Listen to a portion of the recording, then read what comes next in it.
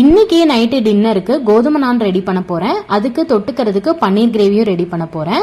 கோதுமை நான் பண்றதுக்கு 2.5 கப் அளவுக்கு கோதுமை மாவு எடுத்திருக்கேன். இப்போ இது கூடவே 1 ஸ்பூன் பேக்கிங் பவுடர், ஒரு 1/4 ஸ்பூன் பேக்கிங் சோடா, தேவையான அளவு உப்பு, ஒரு 1/2 கப் தயிர், இது எல்லாமே சேர்த்து மாவை நல்லா சாஃப்டா பிசைஞ்சு ஒரு 1 ஹவருக்கு நல்லா ஊற விட்டுற போறேன்.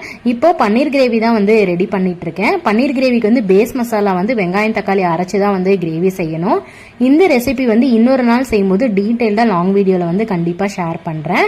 பன்னீர் ஃப்ரை பண்ணி சேர்க்கலாம், அப்படியே தான் சேர்க்கிறேன். இந்த மாதிரி சேர்க்கும் போது பன்னீர் நல்லா சாஃப்டா கிரேவிக்கு நல்லா வரும். இந்த கிரேவி கோதுமை நானுக்கு சூப்பரா இருக்கும் காம்போ.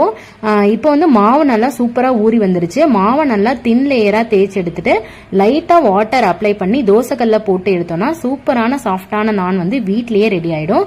அப்படியே பன்னீர் கிரேவியும் ரெடி ஆயிடுச்சு. அவ்வளவுதான், இன்னைக்கு டின்னரை நாங்க சூப்பரா முடிச்சிட்டோம். நெக்ஸ்ட் வ்ளாக்ல பார்க்கலாம். Bye friends.